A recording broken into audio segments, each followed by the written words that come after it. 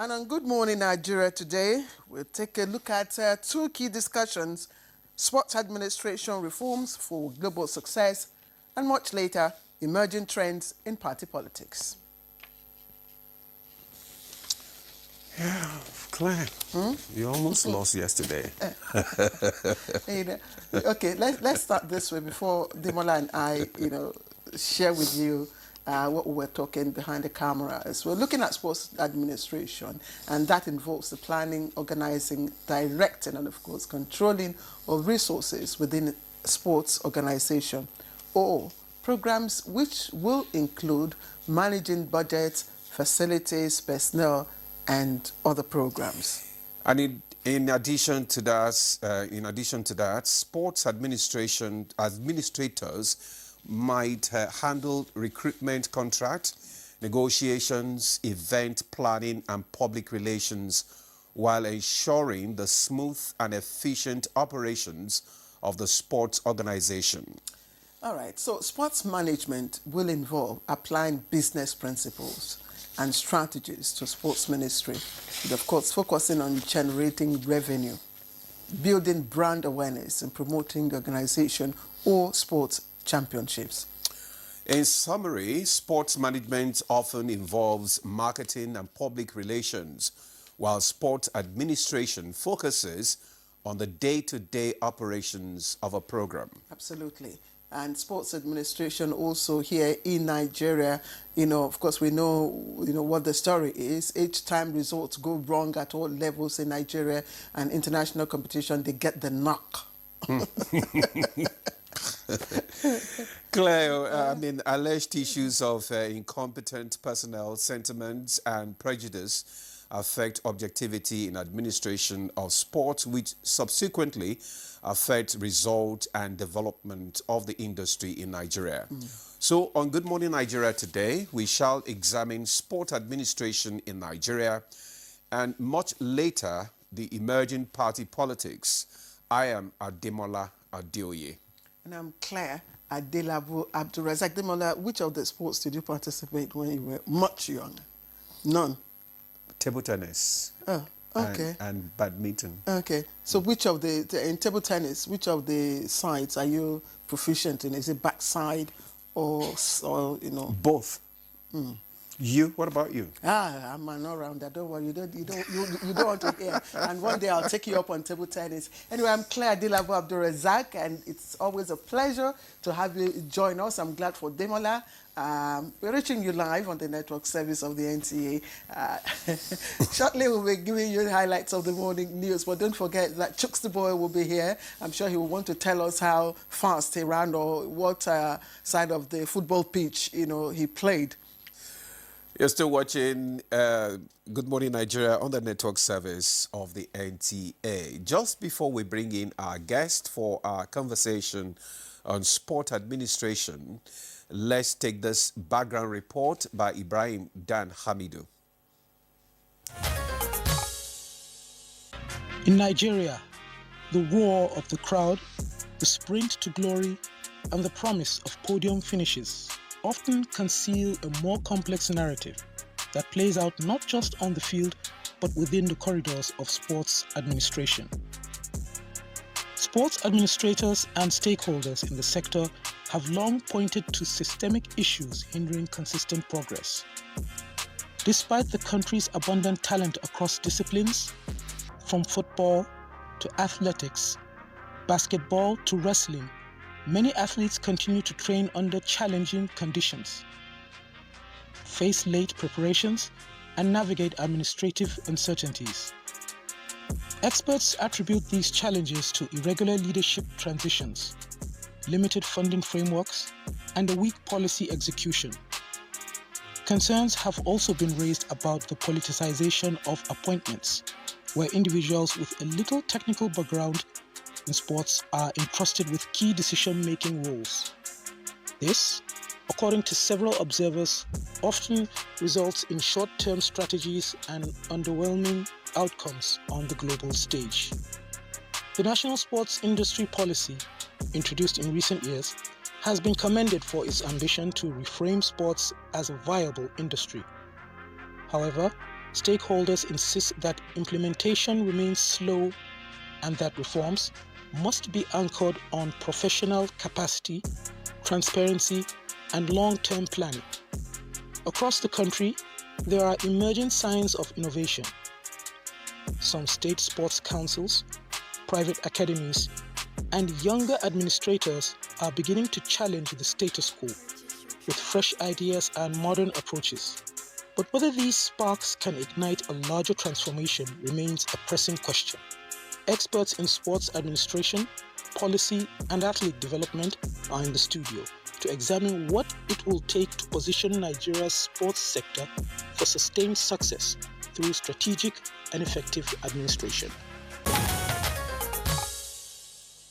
All right, Ibrahim then Hamidu, thank you for the background report, and I'm very glad to report that I have my former boss here. Of course, a boss is a boss any day, and who is also a veteran sports commentator and sports consultant, Abdurrahman Ibn Mohammed. He's right here with us, and we say welcome, sir. Thank you very much for joining us. Thank you, Claire. Good to see you again. Good yes. morning. All right, Demola.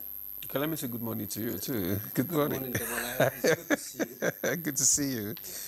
Also joining us from our Lagos studio is Godwin Enakena. He's a sport administrator and a journalist. Godwin, good morning. Welcome to Good Morning Nigeria.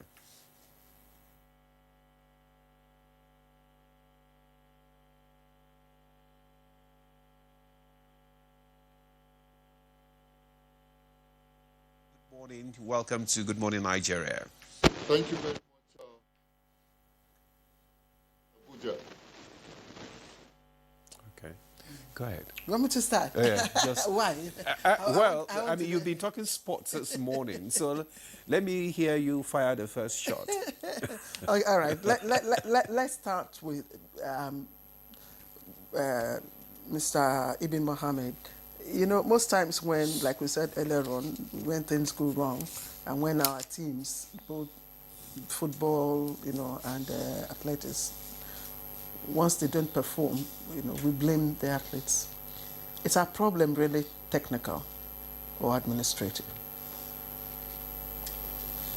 Well, that's a big question. The problems we face when our athletes don't perform and Nigerians don't like it, because at every point in time Nigerians want Nigeria to win, to win, to win. The problems are multifaceted. They could both be technical and they could be administrative. And some of it could also be historical. Because winning, you don't just get up and imagine you want to win. It takes a lot of planning. It takes a lot of logistics. And you know, there is this popular adage that says, when you don't plan to succeed, you're obviously planning to fail.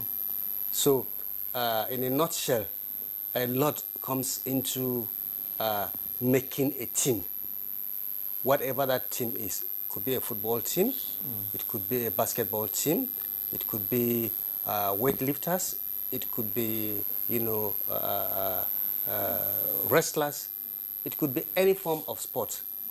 If the logistics and the planning are not right, obviously when the time comes for the athletes to perform, the performance of the athletes is the last bit of all the planning, the trainings, the practice sessions. That's the last bit. What they need, what they do, the athletes, is to actualize what has gone through a lot. So when all these things don't, you know, come together and, you know, gel. So the performance of an athlete, for instance, would reflect, you know, what has gone behind the scene. Yes. So obviously the planning, all the administrative work will impact upon the performance of the athlete, the final outcome. Right. Okay, thank you for that. Let's bring in Godwin now, because we're talking about sport administration in Nigeria, and we know that sport administration in Nigeria is bedeviled with several challenges, I mean, which I want you to highlight. I don't want to do that for you. But with those challenges, how can they be addressed? You just tell us some of these challenges, you know, that we are facing in sport administration in Nigeria.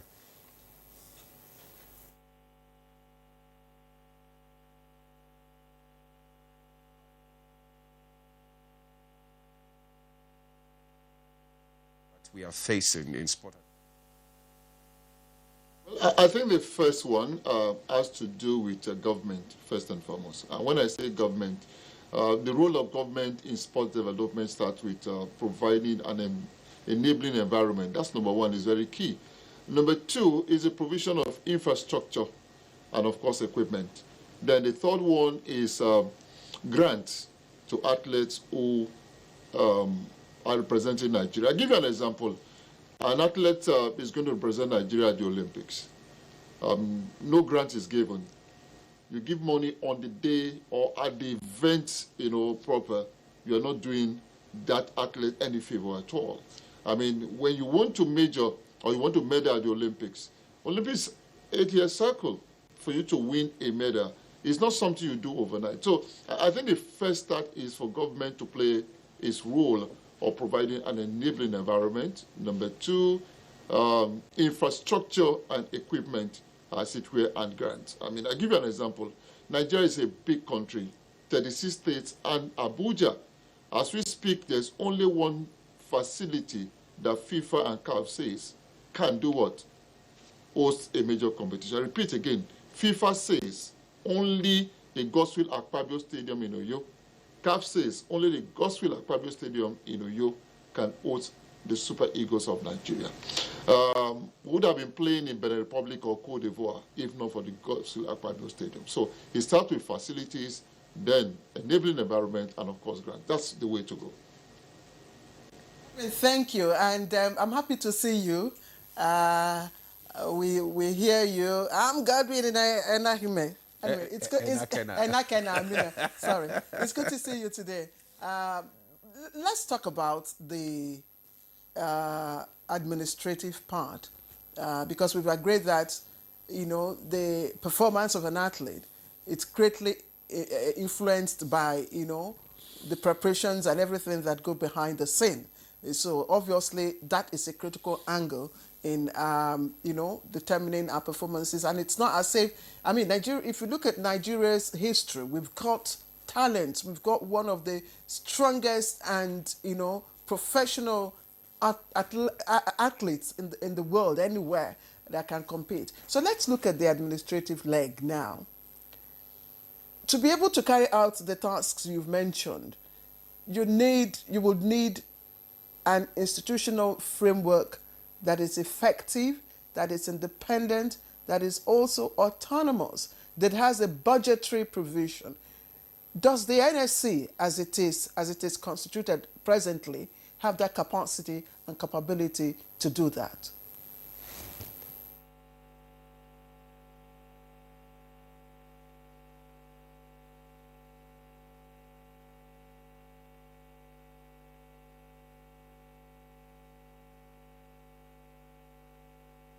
Lovely question, Claire. Thank you so very much. Good morning to you once again.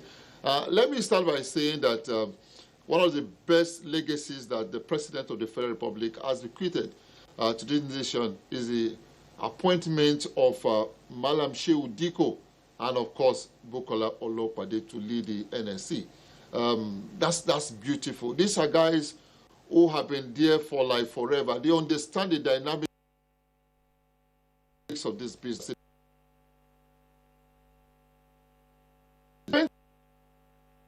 Wow. Wow. Okay. Some he's back. Technical challenges. Okay, he's not back. Godwin, we will get back to you if the connection is resolved. But let's bring the question down here to Abdurrahman. Yes, Abdurrahman. Yeah. What like Godwin is trying to. For me, we have taken a giant step by putting right people who can take. Speaks a lot for them. So for me, I think that's the way to go. We are going to the Commonwealth next year. Athletes are already preparing. Monies for them to pay their coaches, for them to take care of their feeding, take care of their medicals are being paid by the NSC. So, Claire, your question is simple. We have Shiodiko and, of course, Bukola Olopade, and Nigerian sport is safe in their hands. Is it true? Is Nigerian sport safe in the hands of the present commission? Yes, like Godwin has tried to lay a background. When the present administration scrapped the sports ministry, adhering to calls from numerous platforms, sporting platforms, for the reenactment of the National Sports Commission, when the present administration, hearkened to that call and scrapped the ministry and brought back the National Sports Commission with Shehu Diko and Bukola Olopade, as Godwin has stated, one of the things that they did was to give probably the biggest ever allocation to the sports sector in terms of budget. And like Godwin has stated, in that budget, provisions have been made for athletes, likely athletes that will represent Nigeria. The next big event for Nigeria is the Commonwealth Games next year.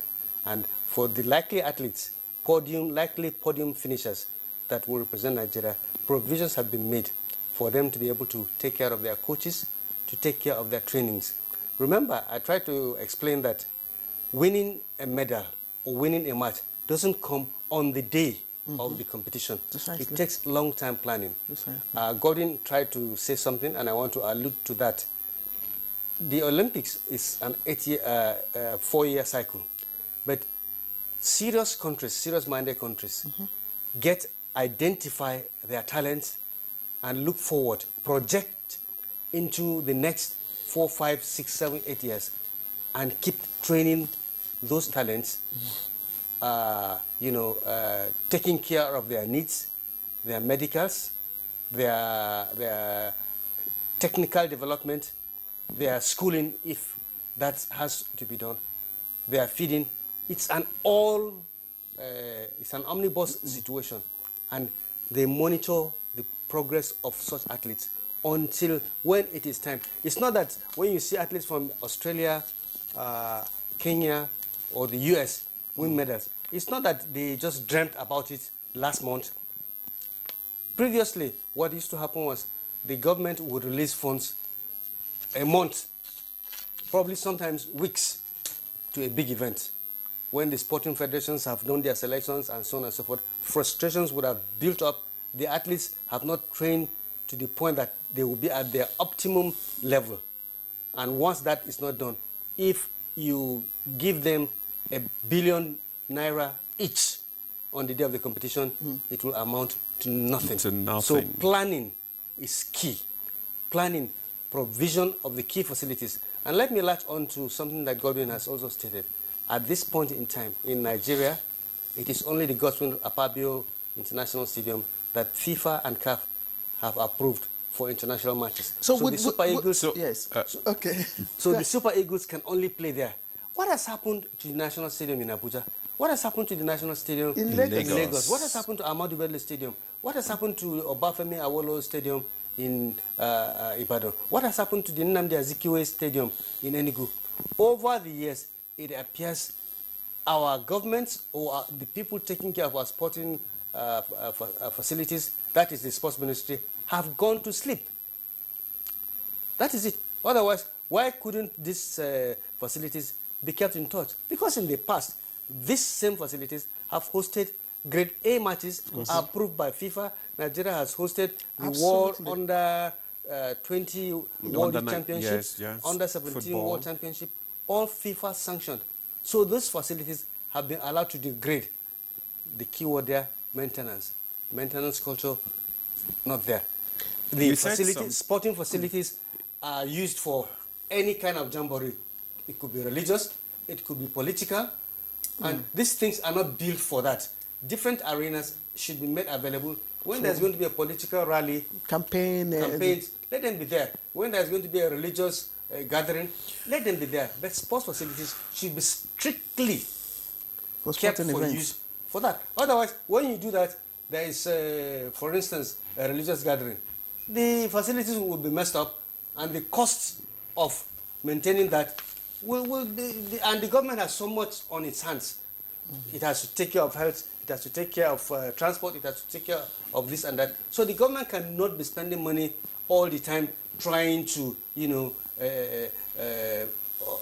remedy damages that have been done. And one of the simplest ways to safeguard this is sports facilities should be left for sports only. You talked about the performance of athletes, in competition when they are not fully, trained or prepared for it. Would you say that accounted for our performance at the last Olympics? That was described as the worst so far. We couldn't even get any medal. All our hopes were dashed.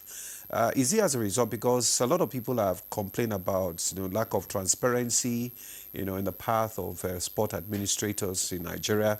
Sometimes they want to go for a competition. They don't even have the list of those who are going to represent us. The list will just come up probably a day before, and there's no support for the athletes, nothing. So what is happening? How do we begin to address such challenges? Because, the last performance at the Olympics is nothing to write home about. Any sports administrator that is worthy of the name of being a sports administrator must know that there is no favoritism, no tribal affiliations, no religious affiliations. If athlete A is good, period. The creed of that athlete, his color or her color doesn't count. It's the performance. So if sports administrators have been found wanting in this kind of thing, the government should do the right thing, kick them out. Because like I told you, it has to take time to train, identify the talent, nurture the talent, put the talent in a competitive mood, and then provide the welfare and the training kits needed. And at the point in time of the particular competition, make sure that psychologically that athlete is in the right frame of mind to go and deliver.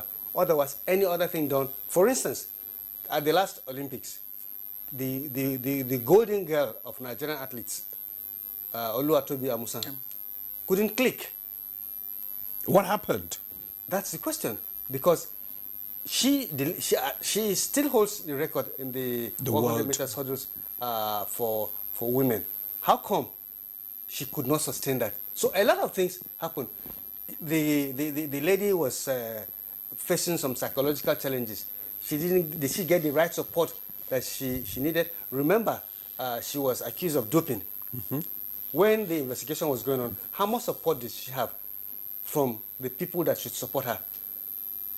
At some point in time, once that allegation was there, and remember, an allegation is simply an allegation until proven. But a few people didn't want to hear anything about her at that point in time, because they thought once the allegation is there, it is proven. Eventually, the Court of Arbitration for Sports, confirmed that all the cases against her couldn't hold water. So the lady was, she withdrew. Yes. And I have mental memory of her pictures when she didn't make it. She was personally surprised. But you cannot be surprised in that kind of situation. Once you are not in the right frame of mind, the training has not come psychologically. How many Nigerian teams have psychologists attached to them? That used to be the... Are you serious? Yes. That used to be the pattern. In the Super Eagles, for instance, a good friend of ours, a journalist, an administrator, Dr. Robinson Okosun, was part and parcel of the technical team for the Super Eagles for some years. But all of a sudden, the issue of a psychologist was yanked off. Robinson, nowhere to be found. And when the Super Eagles players, sometimes the coaches passing the instructions and whatever, there is no psychologist that can do his own work. The coach does his own work. The masseurs do their own work. Sometimes the psychologist needs to come in. Right, precisely. Especially when you are losing, and you need to pep the players. So all these things have to be put into one basket And where the need for X comes in, X is done, and so on and so forth. But sometimes the powers that be, either in the NFF or wherever, thank you. will think that we're spending money. And I want us to look at the powers. You've just touched a very sensitive issue. And Godwin, I'm coming to you now. Let us even understand who a sports administrator is or should be. What should be part of his or her mandate. And you said something earlier on that, the present leadership or whatever, have been there forever. I mean, forever in quote. So why do we keep recycling these phrases when we know that we've not been getting the results that we want? We use these phrases, we get the other results. We don't get good results. And we keep recycling these phrases.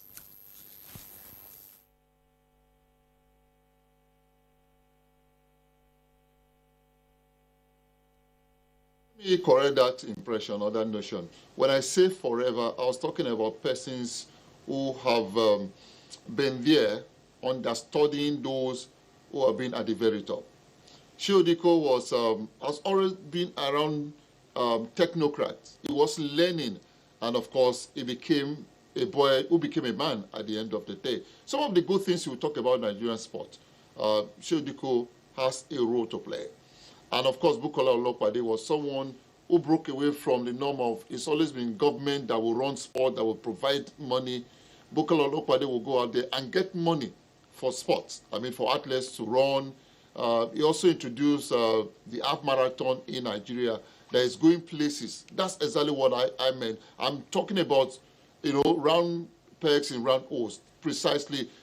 I will repeat again, they are the best things at this point, the first time they are in charge of sport in Nigeria. They've never been in charge of sport. Shiodiko was in charge of football, and of course, he did very well. You talked about administrators. What is the responsibility of an administrator? I am privileged to be the chairman of a football club. This is the third time. I'm the chairman of a private club side in Nigeria called Sporting Lagos. It's owned by a young man who came from America to put his money where his mouth is. And if you watch any of their games at home, you understand what the dynamics are. I'll give you a quick example. As the chairman of Sporting Lagos, if I take one jersey, I'll pay for it. It's 26,000 naira. Private club. A government club, a chairman of a government club side can have 1,000 jerseys that he can dash. He can give out to anybody. He will not account for it. You see, government is not in the business of making profit. Government is in the business of rendering services. And I say what I said at the beginning. Government should restrict itself to doing three things. First and foremost, I say it again, enabling environment for sports to thrive. Number two, you provide infrastructure. And that's what we're talking about. No facilities in Nigeria at all. If the Senate President, Godswill Akpabio, did not build a stadium when he did as governor of Akwa Ibom State, there will be no stadium for the Super Eagles to play football today. This has nothing to do with administration, because administrators don't build stadia, as it were. It's government's responsibility. Number two, I also want to talk about, the role of an administrator. Abraman talked about going to the last Olympics, and he said because they didn't prepare well and what have you. No, that wasn't the problem at all. I was privileged to be a member of the ministerial committee that looked at why some of the reasons we failed at the last Olympics. I was in Abuja for over a month, and some of the things we found out. There was a group called the Podium Finish Team. This Podium Finish Team did not tell the minister that going to the Olympics, Nigeria will not win a medal. That if we're going to win, it will be happenstance, not that we work for it. And I asked the question, for instance, Odwa Yadekoroye, the wrestler who was supposed to medal, I just lost the mom in January. A few weeks to the Olympics, the brother was electrocuted. So how will she win? The other young lady, what's her name, Ese Brume, came into the Olympics with an injury. She wasn't good. I mean, then Blessing Oborodudu, who had won a silver medal at the last Olympics, came to the Olympics with a serious injury that the doctor said she cannot participate.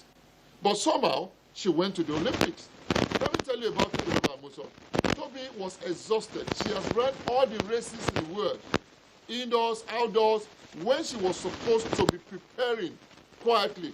But because she was chasing money, she had to run and run.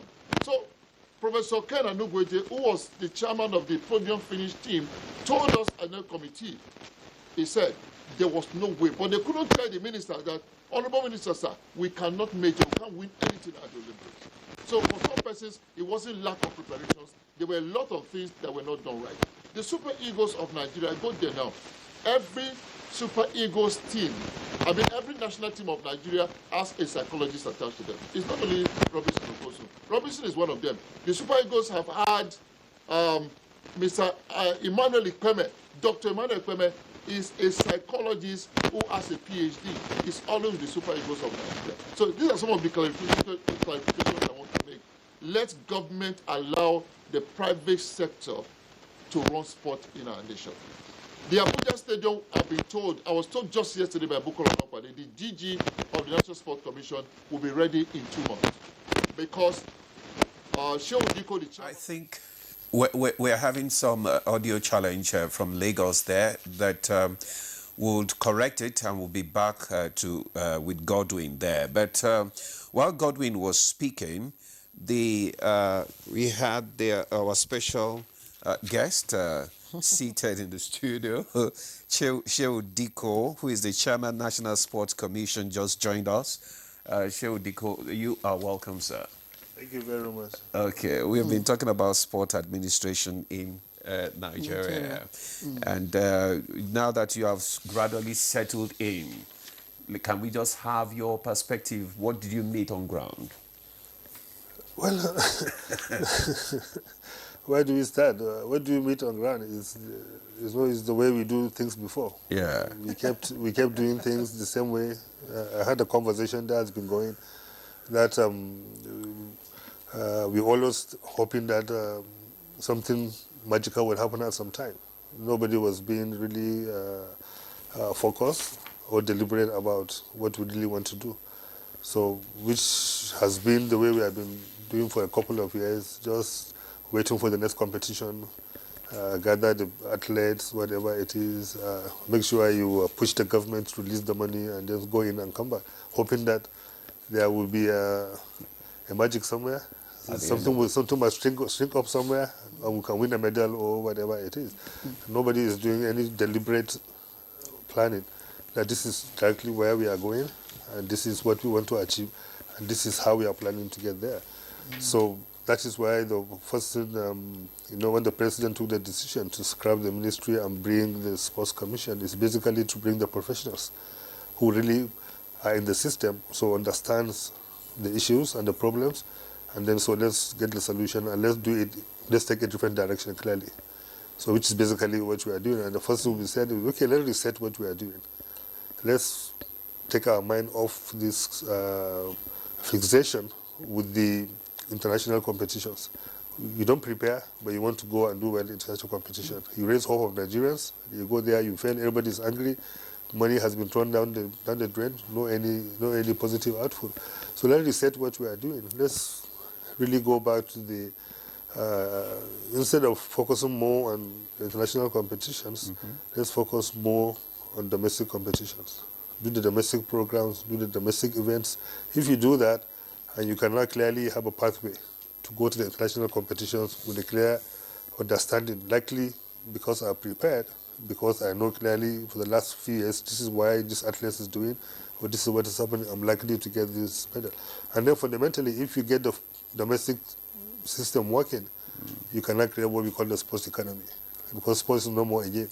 So you need to get all the sports working domestically, preparing, so that we can do that. But that's basically what we say we have to do, and take a new direction to do that. And then, so we as a government have to see, okay, what kind of intervention we need to do to get this going. So what kind of, because you've been part of this sports commission for a long time, probably understudying what is happening. Now, what kind of intervention are you bringing in? Well, so that's what we said. So, first you have to have your framework working. Anything you're doing without a vision, without clearly, this is what I want to achieve, it's just, playing. So the vision is clear. We want to create a sports economy. Then we run back. Okay, what do you need to do? So the first thing we say we need to do, we need to reset our thinking. Think more domestic before international. If we reset that thinking, so because domestic means production. So there is economic activities, there's something going there. International competition means more about consumption because you take the money and consume in somebody's country without any value for you. So we have to do that. Second thing we said, we have to refocus. We have to be very, very deliberate and intentional and very direct on what we need to do. So anything you decide to do today, just get it working. Thirdly, we have to relaunch the sport. Sports have been battered for a while in the country, so you need to make it look positive. You need to bring the positive out of it, so that will attract the right people, both for the participant and also the private sector that can get the sports going. Do that. So that is what we say we will do. And then so, in doing that, we'll create what we want to do. And then so as a government, what do you want to do? The first thing that we decide to do, advise the president to do, let's recognize sports as a national asset. Let's get everybody to agree that sports is our national asset, because it is. So if it's national asset, what do you need to do for it? You need to give it the right framework, the right legislation, the right environment, the right support to get it to grow and to also attract the private sector to invest and investors to invest into it. You know, Chairman, sorry to interject, because we've gone through, you know, I mean, no doubt. Godwin said you probably, you know, have the magic one to turn, you know, sports development in Nigeria around, given your wealth of experience, you know, and your expertise. And I mean, if it's coming from Godwin and Mr. Abdurrahman here, I have no doubt about that. But you have told us the 3R initiatives that you intend to do, the roadmap now. But as a commission, as an institutional framework that is mandated to carry out this task, the reset starts with resetting the infrastructure. It starts with also resetting our interest in grassroots, you know, development, which will, you know, encompass both competitions, festivals, school sports, you know, and all of that. Are you enabled? Is the commission enabled the way it is to be able to carry out these tasks? Of course, absolutely. That's exactly what we are doing. So yes, in delivering this vision that so you don't have challenges? No, because there's always, challenges will always exist, regardless of, even in the big countries where they have the best, they have their own challenges. So you have to deal with the challenges. Challenges is always there, but it should not be a mitigating factor that you sit down back and say, I won't do anything. So, but that's why I was saying earlier, when you have a clear thinking and direction of where you are going, you know, okay, this is where I want to go.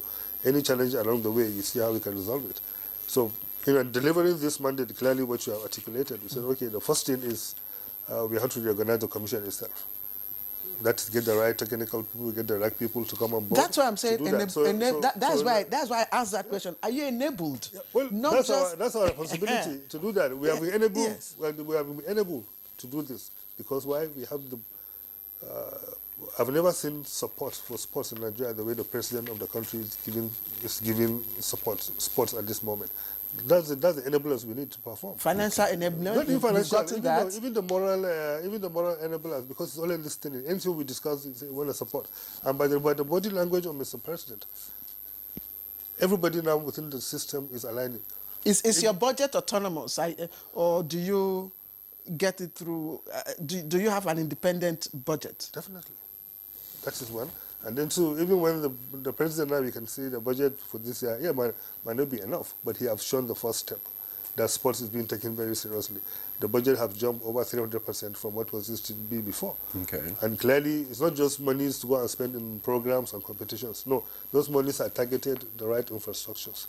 Let's provide the right infrastructures and then provide the right enablers for the grassroots sports to go in. You know, I had the conversation before I joined the studio, talking about preparations and this and that.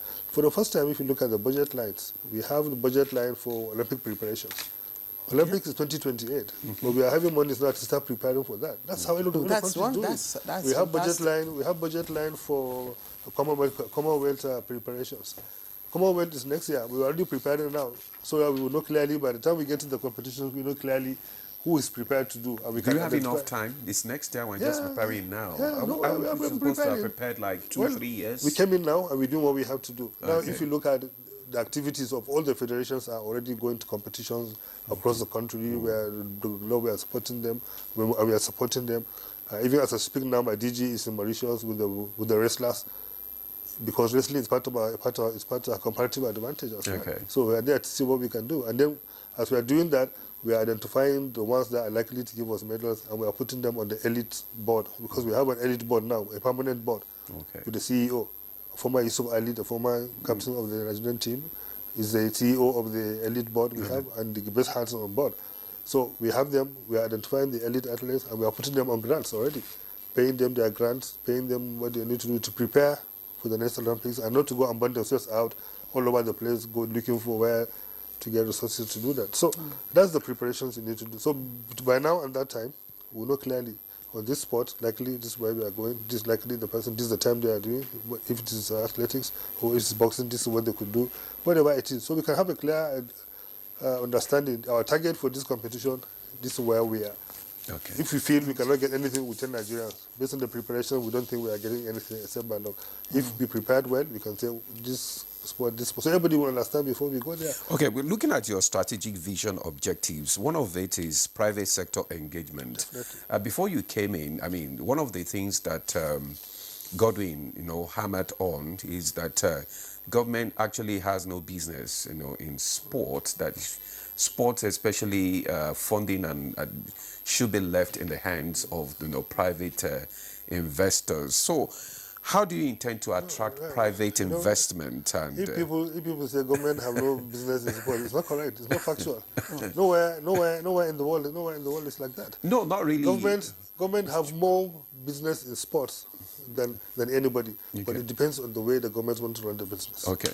Government has to. If you look at our conversation, we always keep to say government have to provide the enablers to get that done. So when we said we are declaring... So how do you intend to attract... when we say we are declaring sports as a national asset, it's very clear.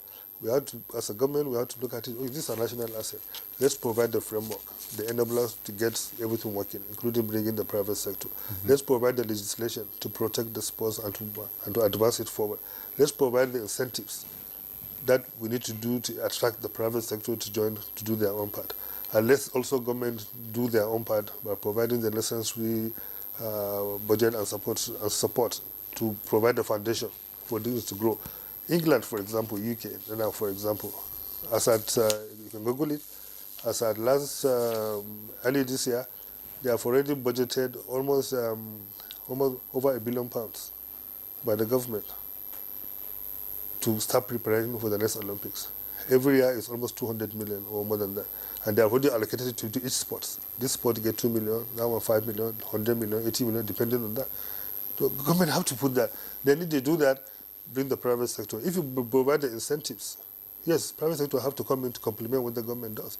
But government have to provide the incentives to do that. As a private sector, if you invest, if you support, what is in it for you to do that? So all that we are working on. That's why we already have legislation now in the National Assembly working to see how those incentives will be legislated and institutionalized. So everybody will know clearly that this is what I want to do. So sports normally work like PPP. Government do their part. Yes. Even if you go to America, for example, most of the government don't fund the sports, but they provide the infrastructure. Okay. All the biggest infrastructure stadiums in America are owned by either the state or the local governments. They maintain it and provide it for people to work. So that's why they are providing. Then private sector will come around with it. Chairman, let's look at the reset.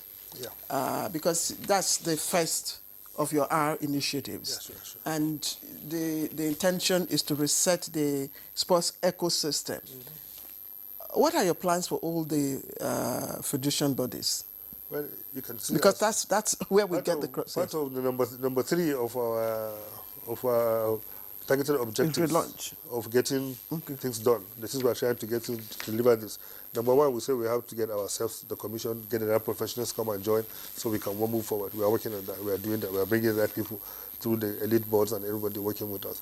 Number 2, we have to get the private sector. We are already engaging the private sector and they are supporting to get that done. Number 3 of our target points to deliver this is restructure the federations.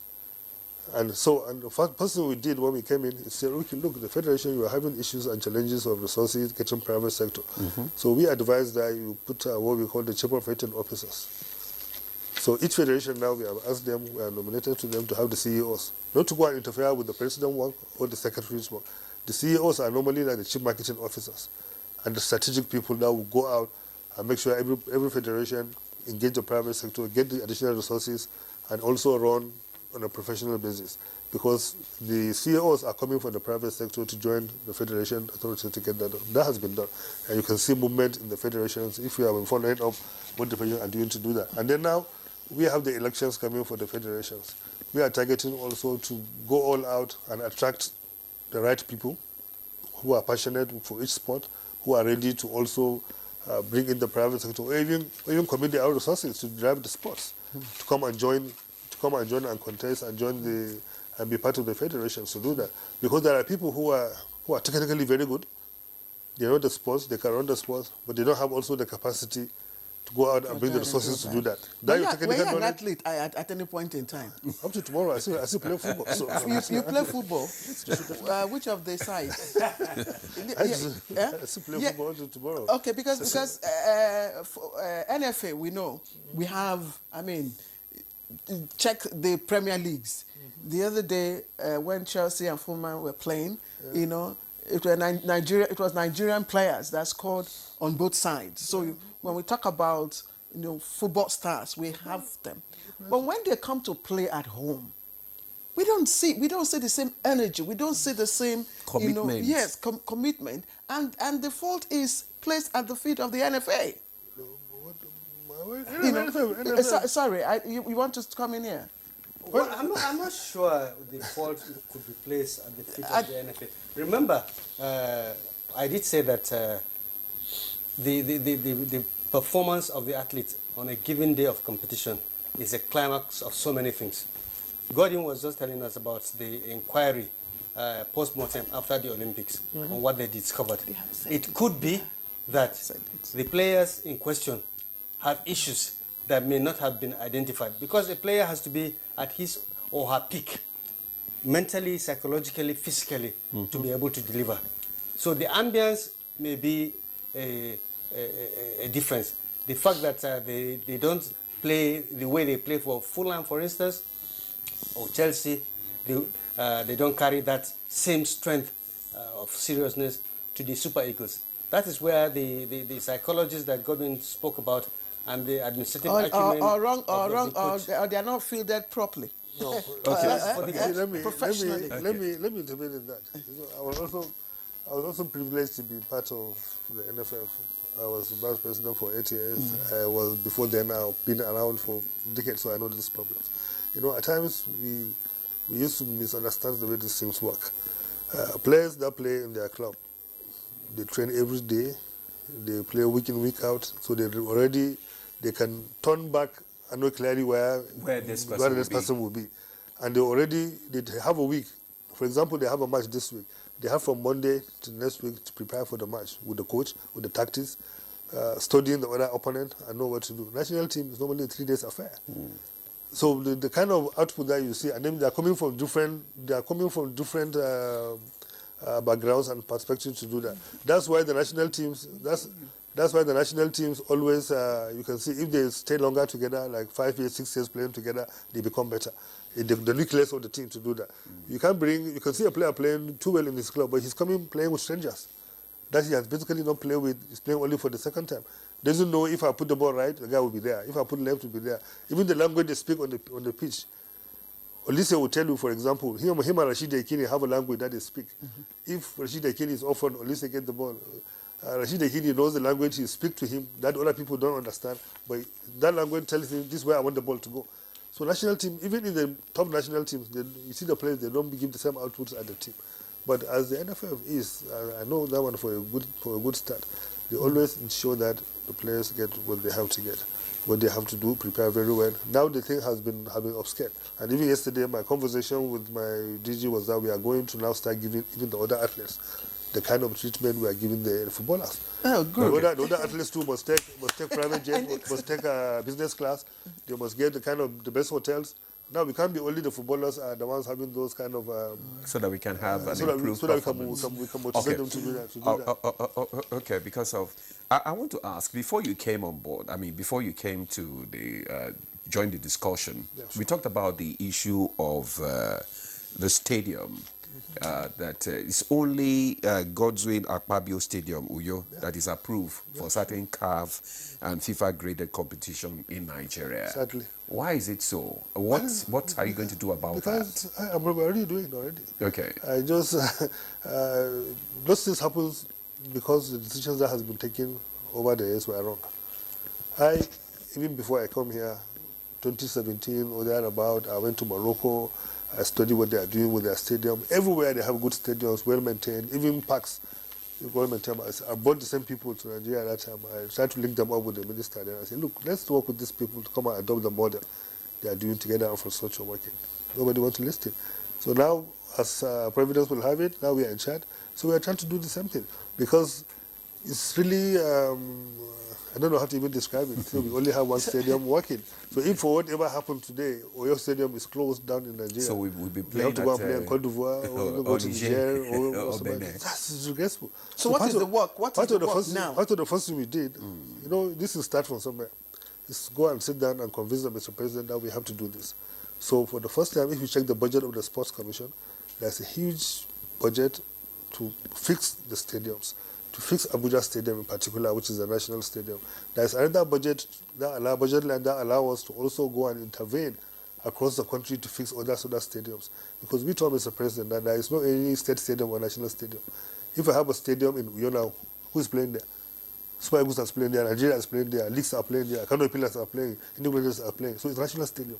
So we can work with any state to see how we can intervene to fix the stadium. So we have budget Chairman, line. we may have to be interjecting. No, just one because moment. of time, yes. This is very interesting to do that. Now we have to fix Abuja Stadium, which is the first thing. I just came back from Europe this Monday. I went around Europe to get the best with the best people, because what is the foundation of stadium is the grass. If the grass is very good, the rest are just physical infrastructure you need to fix. Because we always get the wrong grass. So we are bringing the people that did the best stadiums in the world to come and fix. What kind of grass? The best of the best. People that put the grass in like Real Madrid Stadium, Juventus Stadium, AC Milan Stadium. Same people. They are coming on the 6th. They got their letter now to come here. I went with them, see what they are doing. And we're not putting just the grass, it's with the maintenance structure. Now we can train people here to learn how to maintain it together. So that will be sorted. We are hoping before September, Abuja Stadium will get working to do that. And then we are working with the state government now, like Kaduna State. We are giving them Ahmadu Bello Stadium. We are working with them to fix it. We are working with the Oyo State government. We are giving them Liberty Stadium, the Awolowo Stadium, for them to work to fix it. Lagos, we are concessioning that one already. Okay. The process is already almost concluded. We are giving it to the private sector to do this. I mean, not just fixing. Sorry. We have to ask other questions. Sorry, Demola. It's important. Yes, it's important he lands on this point. Yes, because let him just land. You see, infrastructure is key. You see, we are not just fixing the stadium, the pitch of play. We are trying to turn the stadium to what we call the sports city.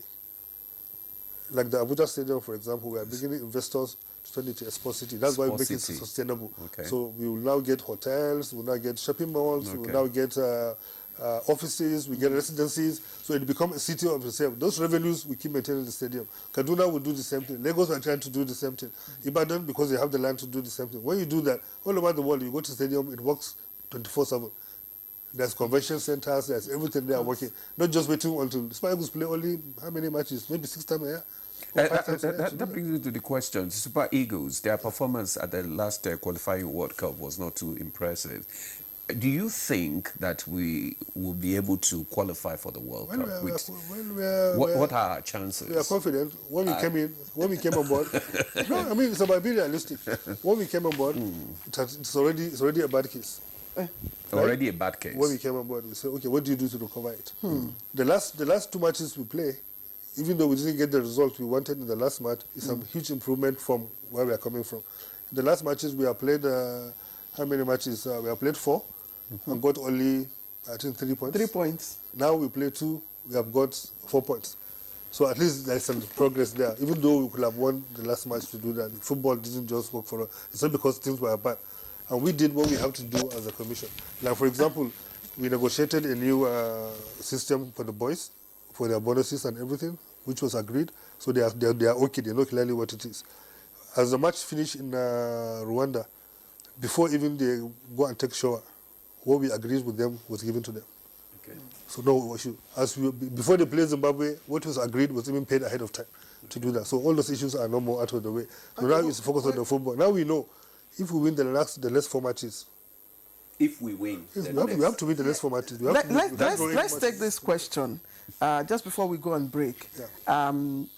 I remember, because I also did a bit of tracks, and I remember the National Sports Commission was a major catch for most athletes. These days the calendar is not consistent, and there are states that are itching to that have not or hosted this fiesta. What are your plans? One, for the Sports Commission to be consistent. Sports Festival, right? Yes. National Sports Festival. And then, the states that are, that have not hosted. We are also changing the narrative on that. Clearly, because what you said was what was going on, and we know it, so we have to change it. We just had the meeting of the National Council of Sports last week, also with all the commissioners of sports, and now we have agreed to fix a calendar for National Sports Festival. So now it has been fixed. Every festival year, it has to happen between November and December. So that has been fixed. And if there is any overflow, it will not go beyond January. Otherwise, we'll take it to another place. Now we have agreed that for every festival, we will have 2 states. Okay. The main state and the sub-state that's waiting. If that first state is not able to comply to the timing and progress, we can give to the next state. Now we have agreed to start this ahead of time. So we have already sent and asked for bids for the next ones, 2028 and 2030. So that's how they do the Olympics. You can't wait till 2 years to start bidding and ask somebody to go and spend 8 billion to put infrastructure. They start now. So already, as I speak to you, as at yesterday, we have received already more than 8 bids for the 2028. We have already fixed 2026. That's going to Inugu already. They are working on it to do that. And 2028 already, even the FCT have sent a bid. Then people are bidding for 2028. So we award 2028 and 2026 now, so we can prepare well to do that and to get that done in the right way. Because we need to change. That's why we need to be deliberate, and we need to be focused on what we are doing. This is basically the refocus. You have to be deliberate and focused. So to do that, and then we are not just calling for the bill. We are calling the governors, telling them the advantages, sending them the detailed document to understand that if you do that, Ogun State now have put marvelous infrastructures around. Okay, so what is the plan after the festival? So we are already engaging them. Already we have attracted the African Under-18 Junior Athletes Championship. That will happen in Ogun State immediately after the festival. But when you build those facilities, you need to keep them to use. And you also need to give them the right publicity, because even the Nigeria Premier League now is not having the right publicity, and that's where partnership with NTA becomes very critical. I mean, how are you going to leverage this partnership? I was chairman of the league before. So I was the one since 2017. I've been driving to get NTA to be part of the system. And we have done marvelous work with NTA when I was chairman of the league. And now I'm chairman of the Sports Commission. We are upscaling it to the next level. We were in Paris those last couple of weeks ago, like 2 weeks ago. DG was there, myself was there. We are talking, because it's not about the right partnership. There are things that we have to solve, which is the production capabilities. If you don't solve the production capabilities to be able to produce all the matches, cover all the matches across the country, not just Premier League, every sport in the country that you can now bring to the surface and also be able to put it on the platform to distribute, to do that. So we went to the manufacturers that supply the bands that the NTA has to talk with them to see, come, let's see, what do you need to do to get these vans back on track, both in the short term, in the medium term, and the long term. In the short term, we fix them. In the medium term, what kind of new equipment we need to buy to keep upgrading them. In the long term, what kind of fresh new equipment that we need to bring about to make it more competitive. Okay. And then, lastly, it's good to hear this. Okay. And before we start this, we as the Commission ensure that we provided for this funding in our budget. So if you check the Sport Commission budget, you see there is a budget line to repair the OV vans under the NTA, but the money sits with us. Wow. So we have to partner with the NTA to repair them. All right. There's also another funding that we put in our budget to train people, because we need to train the capabilities, the video man, the cameraman, to do everything. So we have to collaborate with NTA to do that. And then I wish you can stretch this I need to just confirm what the chairman has stated. The DG of NTA led management of NTA to the office of the Sports Commission chairman a couple of weeks ago to talk over this. And of course, the DG himself, the chairman himself, had already visited the DG And like he has stated, there is already a budgetary provision.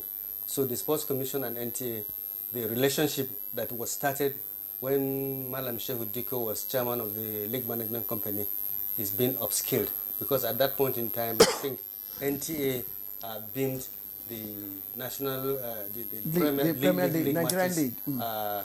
for about 2 to 3 years. And incidentally, the sitting DG of the NTA, Malam Dembos, Head of marketing.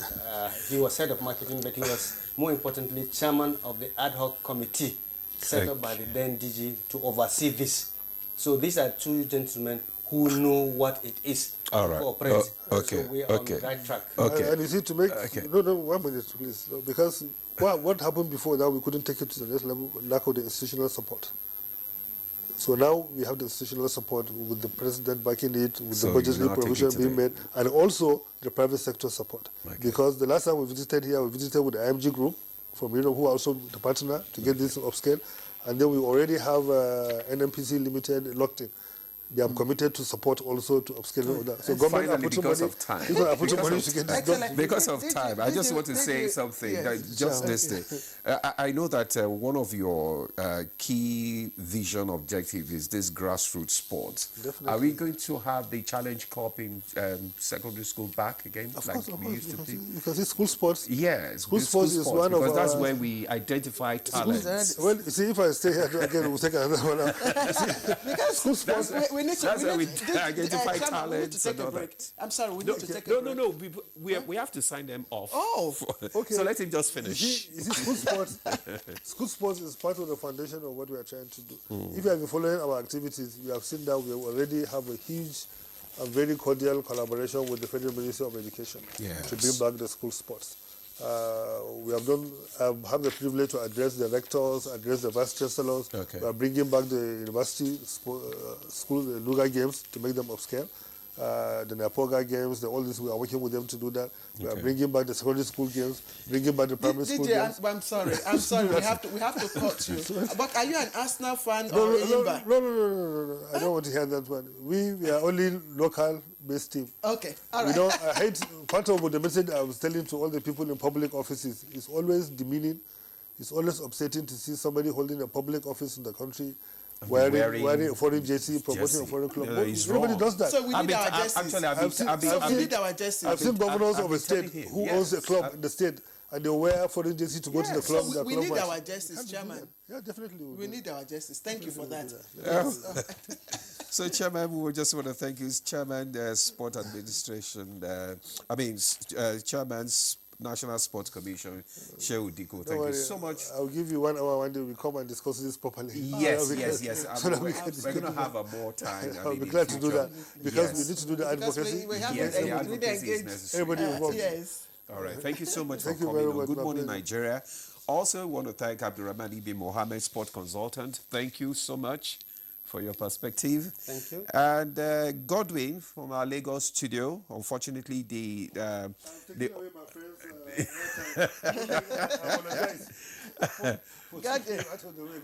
Godwin, thank you so much for coming.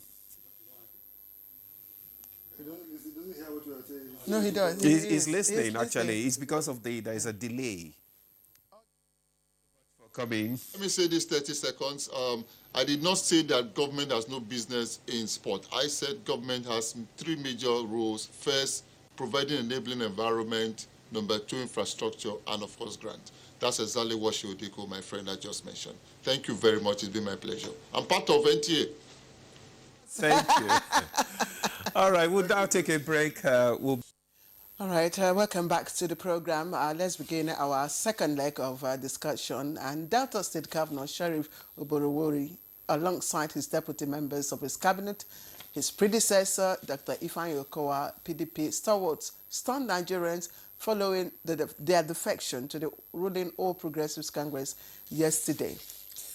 Well, you're right, Claire, and that is what we are discussing today. But right now, the emerging party politics. We're seated in the studio already for our second conversation on this is Dr. George Agbakai.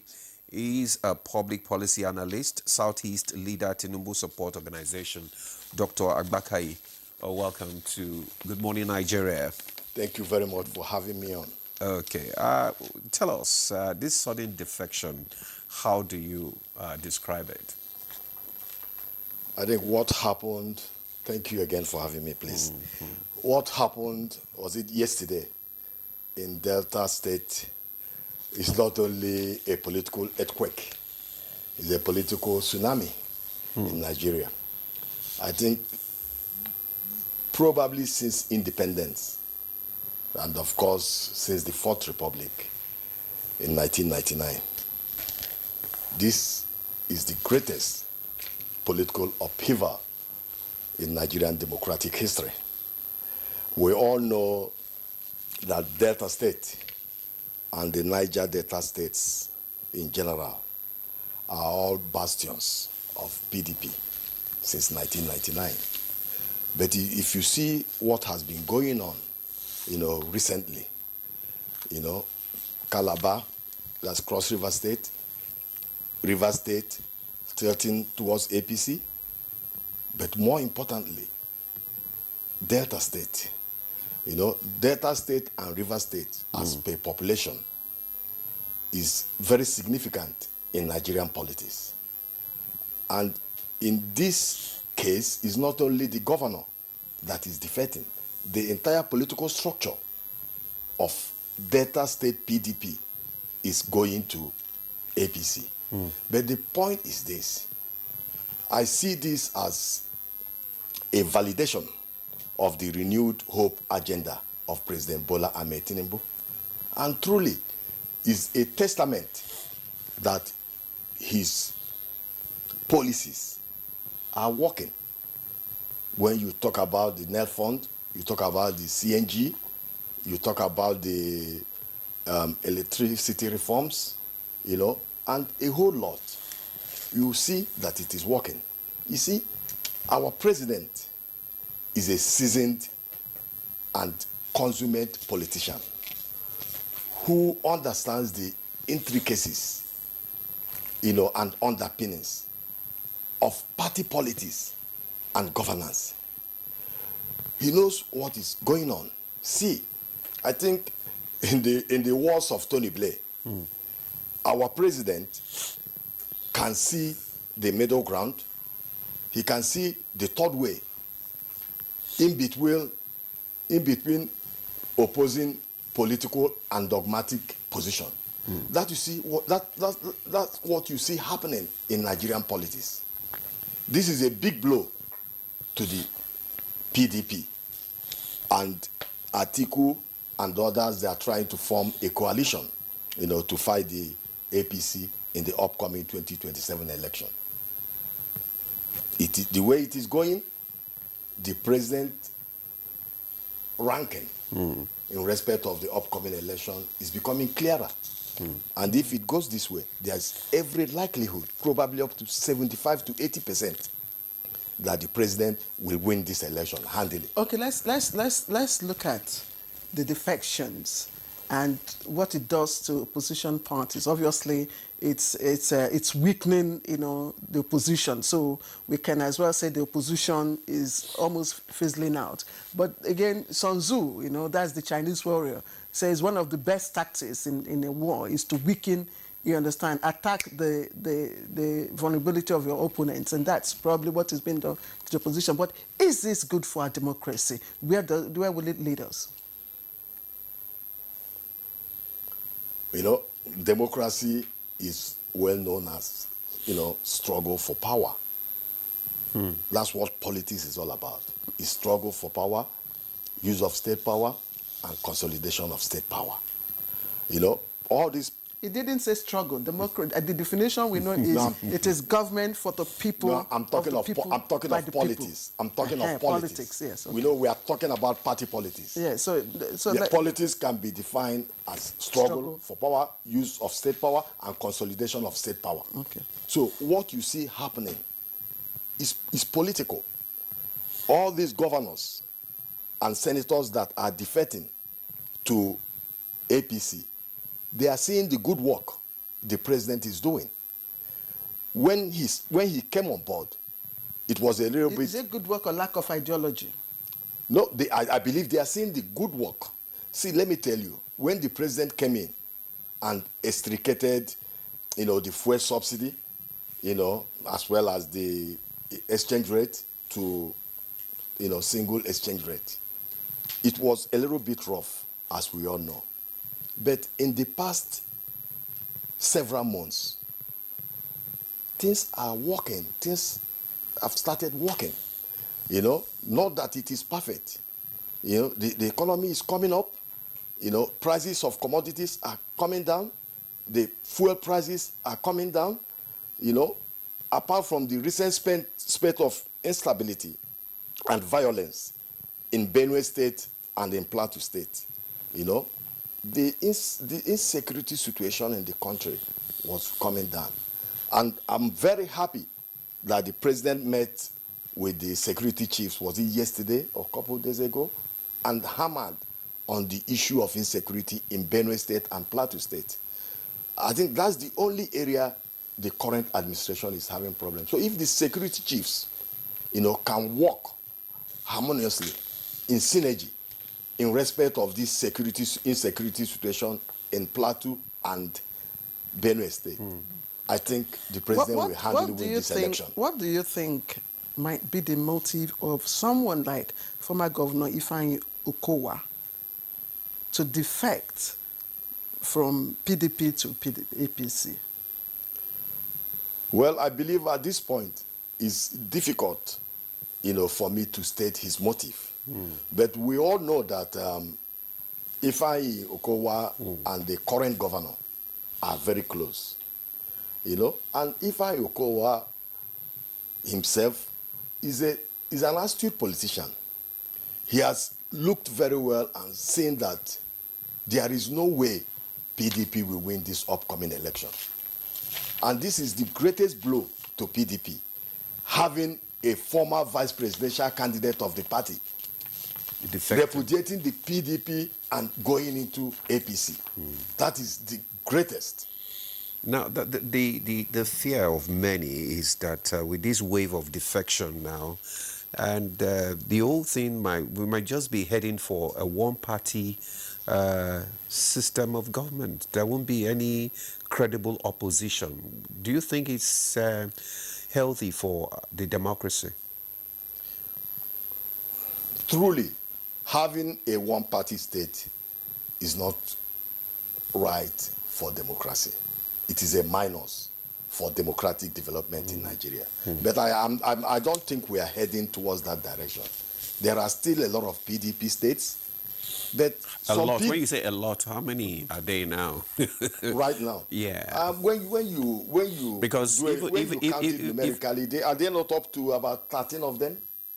They are about 13. Even the Akwa Ibom and we have one governor level. is already saying that he's supporting the So we're okay. Go ahead, just finish. The issue of Akwa Ibom state governor, I think is an issue, to me, is a step in the right direction. This gentleman is a true Democrat who has seen the handwriting on the wall.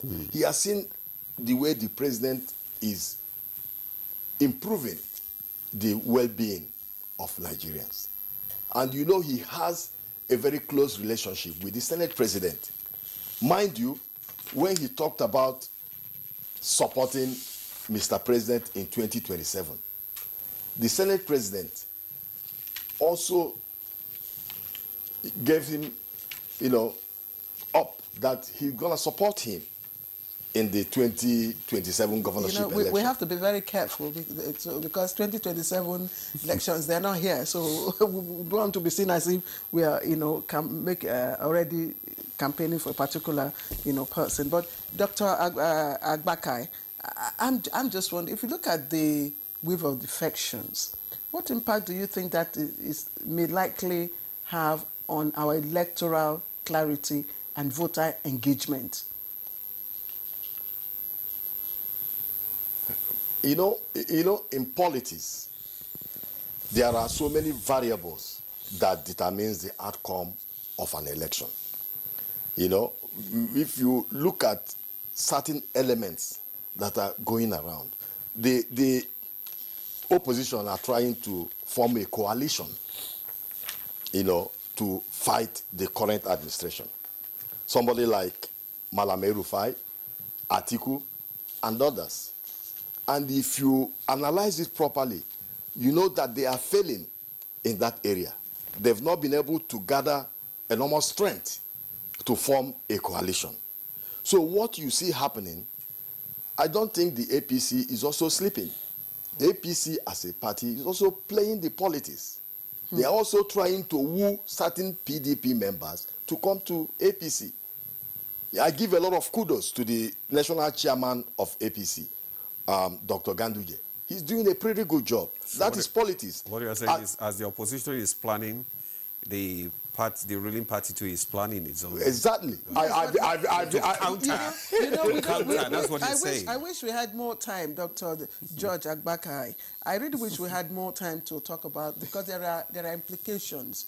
You know, it's good, but it's also not on the other side. If we do not have an opposition, like you rightly observed, you know, it has its own impact on democracy, not just on the process itself, but also on the electioneering and electoral process, on the electorate engagement, on the clarity of, you know, the electoral process.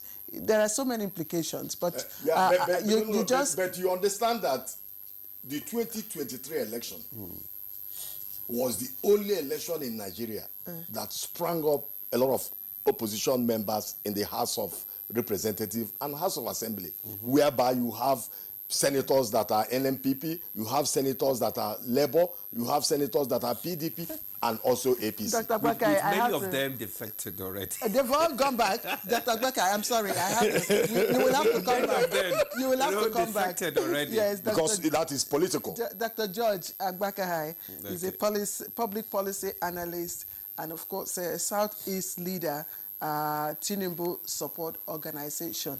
Thank you very much, and indeed you've shown us, you've proven, you know, your designation. Thank you. Thank you very much for having me. Yes. I appreciate it. Thank you so much. All right. It's been a robust conversation today, right from the sports. Ademola, the table tennis. Don't go there, because, I mean, let's just conclude All this. right. We'll continue from where we stopped tomorrow. I am Claire Adelabo.